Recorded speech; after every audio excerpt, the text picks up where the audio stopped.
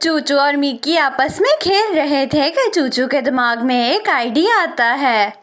Mickey, मैंने सुना है जो साथ वाली गाय है जिसे भूतिया गाय कहते हैं, उधर भूत रहता है। वहाँ पर कोई नहीं जाता। हम उस गाय में जाते हैं। इस तरह हम जंगल के सबसे बहादुर बच्चे बन जाएंगे। चूचू, मैं तुम्हारे साथ नहीं जाऊंगी। मुझे भूतों से बहुत डर लगता है। अरे मिकी, तुम क्यों भूतों से डर रही हो? मैं हूँ ना तुम्हारे साथ, कुछ नहीं होगा। मेरी माँ कहती है भूत छूत कुछ नहीं होते। इस गाँव में भूत नहीं होगा, देख लेना। चलो मेरे साथ अब।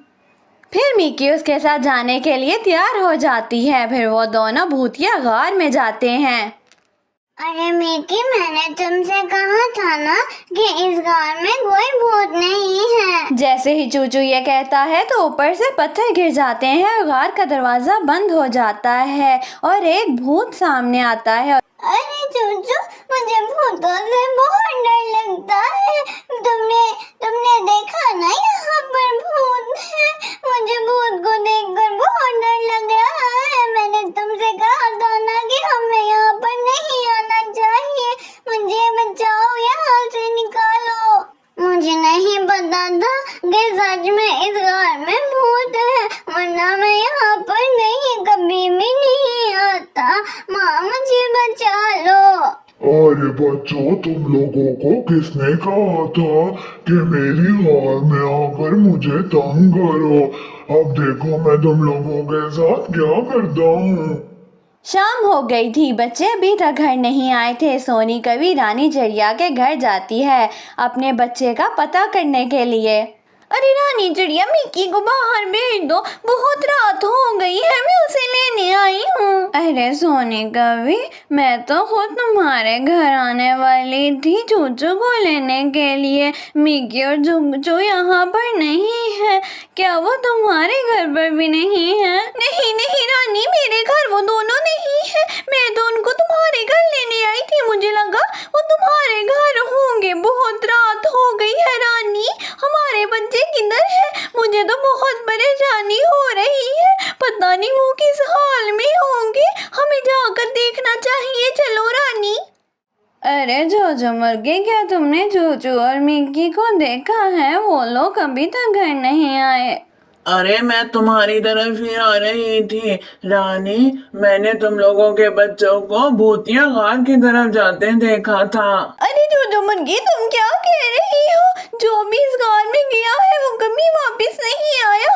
हमारे बच्चे इस गार में कैसे जा सकते हैं? चलो रानी, इस गार की तरफ चलते हैं और अपने बच्चों को जाकर बचाते हैं।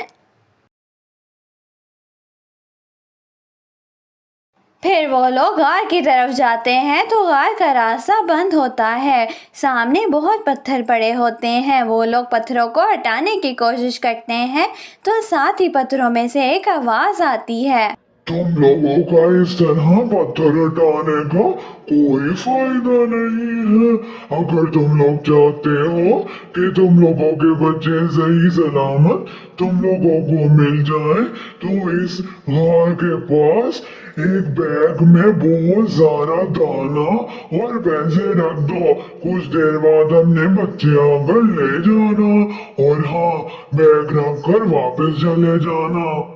अरे रानी, भला भूत कब दाना और पैसे लेता है? ये जरूर कोई गड़बड़ है। हमें इन पत्थरों को हटाकर देखना चाहिए। हाँ नहीं सोनी, कभी हम इस तरह इन पत्थरों को हटा नहीं सकते, वरना उसको शक हो जाएगा और वो हमारे बच्चों को नुकसान पहुंचा सकता है। हम एक बैग में वो चीजें रख देते हैं और एक पेड़ के पीछे छुप जाते हैं।